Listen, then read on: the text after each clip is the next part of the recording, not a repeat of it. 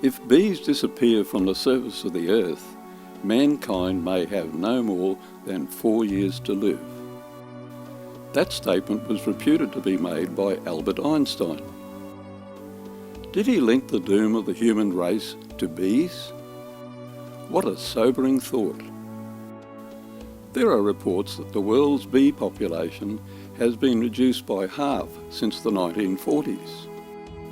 So maybe there's some truth in that statement. Whether it is true or not, have we been foolishly taking nature for granted? Scientists in America have the bees under the microscope, struggling to understand why beekeepers have lost many worker bees from their hives.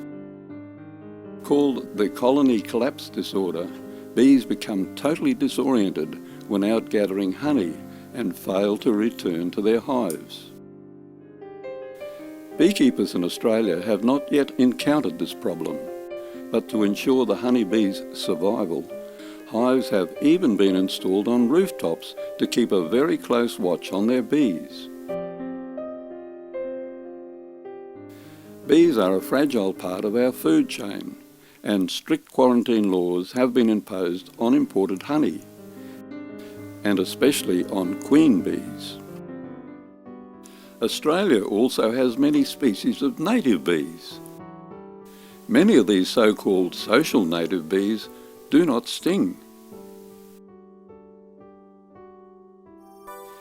The English honeybee was first imported into this country back in 1822. So let's have a closer look at the remarkable life of the honeybee. When we think of bees, we think of honey, but that is their food. We like the honey so much that we steal it from them, but they don't take kindly to anyone disturbing their hive. So, with the camera mounted safely behind mesh, Peter Walls, the beekeeper at Honeyworld, in his protective clothing, firstly smokes the hive to settle the bees. He then slowly lifts the frame and carefully checks it for honey content before deciding whether to go ahead and extract the honey.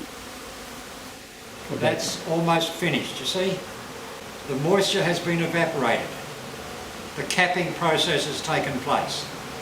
And it's almost ready to be taken out. There's still a few spots to go. So within a few days this will be ready. And of course, it's both sides, you see? And that's why it weighs quite a bit. There'll be probably 3.5 kilos of honey in there, in that frame.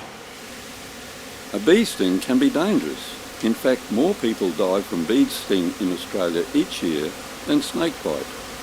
So working with and filming bees is a constant challenge.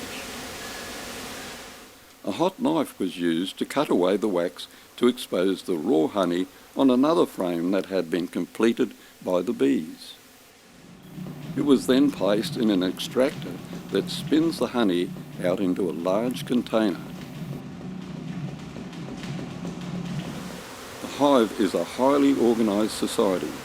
The queen bee lays up to 1,500 eggs a day and up to 1 million in her lifetime.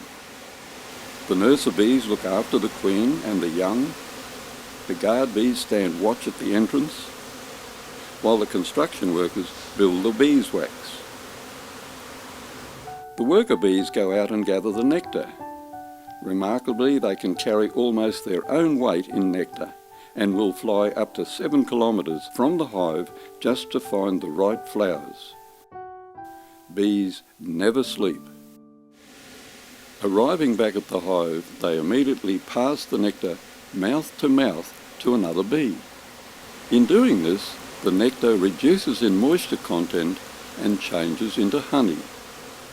A single worker bee produces only about 1/4 of a teaspoon of honey in its lifetime, so there has to be power in numbers. During winter, the hive has to produce and store about 30 kilograms of honey, just to sustain the colony. New all-weather plastic hives have been developed to replace the old wooden ones. But recently, Stuart and Cedar Anderson have come up with a revolutionary beekeeping invention they call the flow hive. Although beekeepers still have to maintain these hives, the cell frames can be opened without disturbing the bees by just turning a handle on the side to extract the honey. It really does take the sting out of beekeeping. The most amazing thing about the honeybee is the language they use. The most complex of any insect or animal outside the primate family. A worker bee will go out, forage the flowers, determine the food value, gather the nectar, and navigate back to the hive, and then share this information. It is believed a flower that has just been visited by a bee and has no nectar available can emit a signal that bees can recognise. A bee may visit up to 2,000 flowers a day gathering nectar, but also fills pollen bags on its legs, which cross-pollinates other plants and even large trees. In winter, the flowering wattles dominate the landscape, and once again the bees are there. In spring, stone fruit trees come into flower. Here the bees have an important job of pollinating these flowers so that we have a good supply of fruit the following summer. Farmers rely on them entirely to pollinate their crops. All this goes on every day, virtually unnoticed by us. Honey is the only food created by an insect that is eaten by man and has nutritional, medicinal and cosmetic value. Honeybees are responsible for the pollination of 90% of our fruit supply, and at the same time they protect the environment. The hope is that mankind can save and protect the amazing honey bee.